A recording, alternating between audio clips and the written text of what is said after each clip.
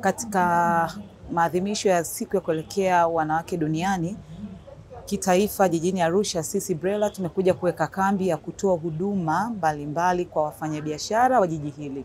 Na huduma ambazo tunazitoa ni usajili wa jina la biashara, tunasajili kampuni, tunasajili alama na huduma za biashara kwa maana ya logo.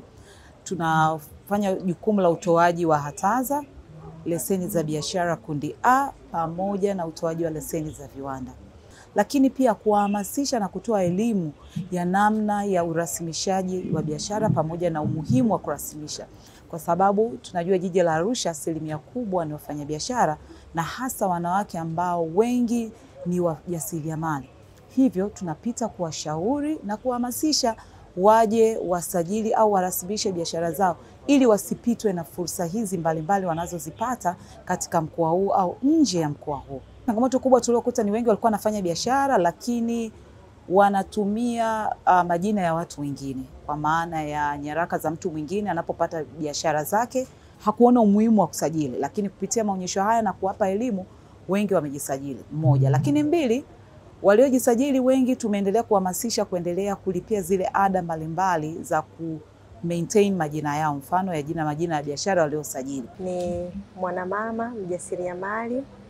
Nimefika hapa kwenye banda la BRELA. Kwanza tukishukuru kwa ajili ya siku hii kubwa ya wanawake ambayo inatupa nafasi sisi kina mama kuendelea kujikagua na kujizatiti namna gani tukae vizuri kwenye mifumo ili tuweze kufanya kazi zetu vizuri.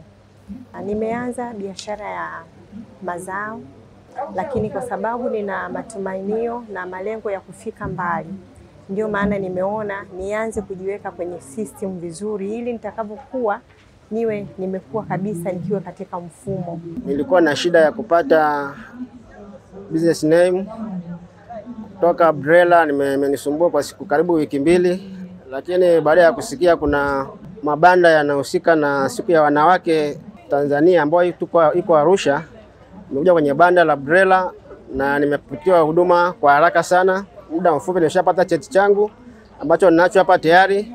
Kwa hiyo nashukuru kwa huduma nzuri inayotolewa na serikali. Tunamshukuru pia Mama Rais Samia Suluhu Hassan kwa kurahisisha mambo.